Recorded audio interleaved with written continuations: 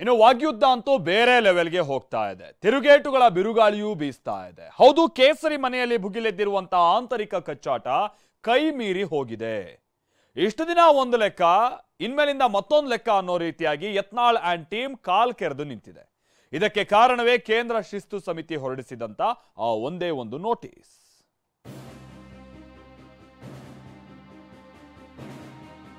BJP ಶಾಸಕ Basanagouda Patil ಯತ್ನಾಳ್ಗೆ notice. 10 ದಿನಗಳೊಳಗಾಗಿ ಉತ್ತರ ನೀಡುವಂತೆ ಯತ್ನಾಳ್ಗೆ ಸೂಚನೆ. ರಾಜ್ಯ ಬಿಜೆಪಿಯ ಬಣ ಸಂಘರ್ಷ ತಾರಕಕ್ಕೇರಿದ್ದು, ಇದೀಗ ಯತ್ನಾಳ್ ವಿರುದ್ಧ ಕೇಂದ್ರ ಶಿಸ್ತು ಸಮಿತಿ ಶೋಕಾಸ್ ನೋಟಿಸ್ ನೀಡಿದೆ. 10 ದಿನಗಳ ಒಳಗೆ ಉತ್ತರ ನೀಡುವಂತೆ ಸೂಚಿಸಿದೆ. ಯತ್ನಾಳ್ಗೆ ನೋಟಿಸ್ ಕೊಟ್ಟ ವಿಚಾರವಾಗಿ ಮಾತನಾಡಿದ ವಿಜೇಂದ್ರ, ಇಂದು ನೋಟಿಸ್ ಬಂದಿದೆ, 10 ದಿನ ಟೈಮ್ ಇದೆ, ಕಾದು ನೋಡೋಣ ಅಂತ ಅಂದಿದ್ದಾರೆ.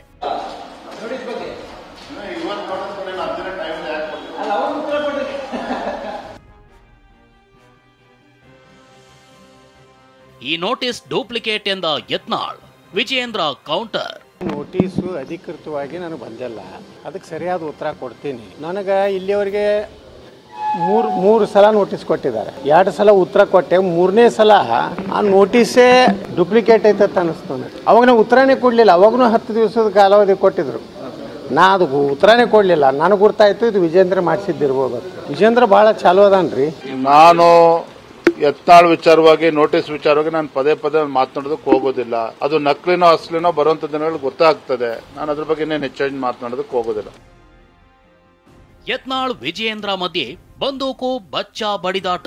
ನಮ್ಮ ಕೆಲವು ಮುಖಂಡರುಗಳು ತಮ್ಮ ವೈಯಕ್ತಿಕ ಹಿತಾಸಕ್ತಿಯನ್ನ ಇಟ್ಕೊಂಡು ಒಬ್ಬ ರಾಜ್ಯ ಕಂಡಂತ ಒಬ್ಬ ಧೀಮಂತ ನಾಯಕ, ರೈತ ನಾಯಕ ಯಡಿಯೂರಪ್ಪನವ್ರ ಬಗ್ಗೆ ಮನಬಂದಂತೆ ಮಾತನಾಡತಕ್ಕಂಥದ್ದು, ಅಥವಾ ಇನ್ ಕೆಲವರು ಯತ್ನಾಳ್ ಅವರ ಮೇಲೆ ಹೆಗ್ಲ ಮೇಲೆ ಅವ್ರ ಮೇಲೆ ಇವತ್ತು ಗನ್ನನ್ನ ಇಟ್ಟು ಗುಂಡಾರಿಸ್ತಕ್ಕಂಥ ಪ್ರಯತ್ನ ಕೆಲವರೇನು ಮಾಡ್ತಾ ಇದ್ದಾರೆ. ಇದು ಯಾವುದು ಕೂಡ ಪಕ್ಷಕ್ಕಂತೂ ಒಳ್ಳೇದಾಗೋದಿಲ್ಲ.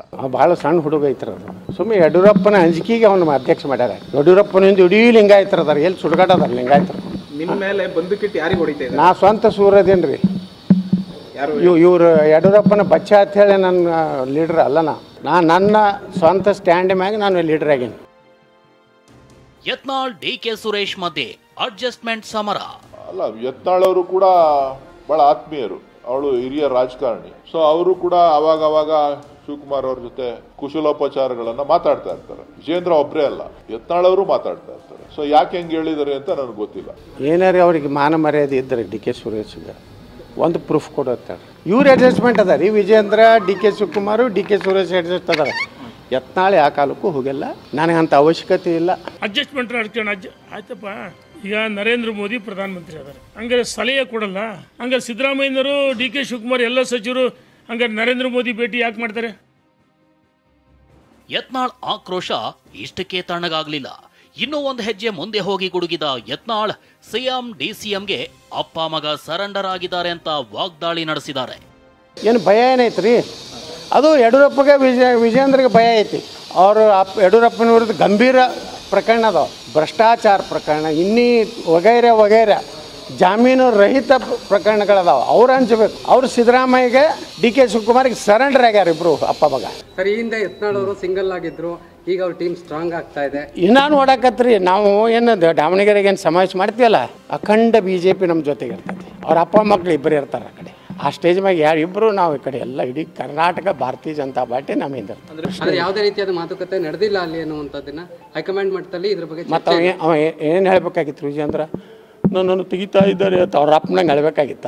ಈಗ ನಾಯಕ ನನ್ನ ಮುಖ್ಯಮಂತ್ರಿ ತೆಗಿತಾ ಇದ್ರು, ನಾವು ರಾಜೀನಾಮೆ ಕೊಡ್ತಾ ಇದ್ರು, ಹಂಗೆ ಅನ್ಬೇಕಾಗಿತ್ತು. ಏನ್ರಿ ಒಳ್ಳೆ ಕತೆ ಹೊಡಿತಿರಲ್ಲ. ಯತ್ನಾಳ್ ಬೆನ್ನಿಗೆ ನಿಂತಿರೋ ರಮೇಶ್ ಜಾರಕಿಹೊಳಿ, ವಿಜಯೇಂದ್ರ ಸಣ್ಣ ಹುಡುಗ, ಅವನಿಗೆ ರಾಜಕಾರಣ ಗೊತ್ತಿಲ್ಲ ಅಂತ ಕುಟುಕಿದ್ದಾರೆ. ಕುಮಾರ್ ಬಂಗಾರಪ್ಪ, ಯತ್ನಾಳ್ ಮತ್ತು ನಮ್ಮ ಟೀಮ್ಗೆ ಜನ ಬೆಂಬಲ ಇದೆ ಅಂದಿದ್ದಾರೆ. ನೋಡ್ರಿ, ವಿಜಯೇಂದ್ರ ಅವರು ಪಾಪ ಸಣ್ಣ ಹುಡುಗ, ಅವಾಗ ರಾಜಕಾರಣ ಗೊತ್ತಿಲ್ಲ. BS ಯಡಿಯೂರಪ್ಪ ಅವರು ಹುಟ್ಟು ಹೋರಾಟಗಾರ, ಅವ್ರಿಗೆಲ್ಲ ಗೊತ್ತದೆ. ಪಾಪ ವಿಜಯೇಂದ್ರ ಸಣ್ಣ ಹುಡುಗ, ದಯವಿಟ್ಟು ಇದನ್ನ ಬಿಟ್ಟು ತ್ಯಾಗ ಮಾಡಿದ್ರೆ ಒಳ್ಳೇದು. ಮುಂದಿನ ಫ್ಯೂಚರ್ ಮತ್ತು ವಯಸ್ಸಾಗ ಅಧ್ಯಕ್ಷ ಇವತ್ತು ಬಿಟ್ಟರೆ ಒಳ್ಳೇದು. ಯತ್ನಾಳ್ ಟೀಮಿಗೆ, ಎಂಟೈರ್ ಟೀಮಿಗೆ ಇವತ್ತು ಜನ ಬೆಂಬಲ ಪೂರ್ಣ ಪ್ರಮಾಣದಲ್ಲಿದೆ. ಯಾಕೆ ಅಂದರೆ ನ್ಯಾಯಯುತವಾಗಿರ್ತಕ್ಕಂಥ ಒಂದು ರೈತ ಪರವಾಗಿರ್ತಕ್ಕಂಥ ಹೋರಾಟವನ್ನು ಇವರು ಅದನ್ನ ನಿಮ್ಮ ವಿರೋಧಿ ಬನಕ್ಕೆ ಸಹಿಸಿಕೊಳ್ಳಕ್ಕಾಗ್ತಾ ಇರಬಹುದು. ಯತ್ನಾಳ್ ನೋಟಿಸ್ ವಿಚಾರ ನನಗೆ ಗೊತ್ತಿಲ್ಲ ಅಂತ ವಿಪಕ್ಷ ನಾಯಕ ಅಚ್ಚರಿಕೆಯ ಹೇಳಿಕೆ ಕೊಟ್ಟಿದ್ದಾರೆ. ನಮಗೂ ಅದ್ರ ಬಗ್ಗೆ ಏನು ಗೊತ್ತಿಲ್ಲ. ನೀವು ಹೇಳಿದಿರಾ, ಅವರು ಹೇಳಿದಾರೆ, ನಮಗೂ ಏನು ಗೊತ್ತಿಲ್ಲ. ನಮ್ದು ಕೇಂದ್ರದ ರಾಷ್ಟ್ರೀಯ ಪಕ್ಷ, ನಮ್ದು ಈಗಾಗಲೇ ರಾಷ್ಟ್ರೀಯ ಪಕ್ಷದ ನಮ್ಮೆಲ್ಲ ನಾಯಕರು ಇದ್ರ ಬಗ್ಗೆ ಮಾತಾಡ್ತಾ ಇದ್ದಾರೆ. ನನಗನ್ಸುತ್ತೆ ಇನ್ನೊಂದು ವಾರದೊಳಗಡೆ ಎಲ್ಲ ಸುಖಾಂತಿ ಆಗುತ್ತೆ. ಎಲ್ಲರಿಗೂ ಧನ್ಯವಾದಗಳು. ಈ ಮಧ್ಯೆ ವಿಜಯೇಂದ್ರ ಪರ ದಾವಣಗೆರೆಯಲ್ಲಿ ಬೃಹತ್ ಸಮಾವೇಶಕ್ಕೆ ಪ್ಲಾನ್ ಮಾಡಲಾಗಿದೆ.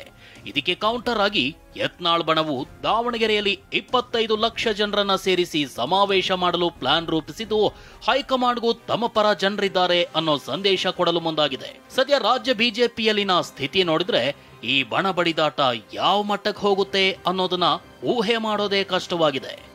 Bureau report, TV9.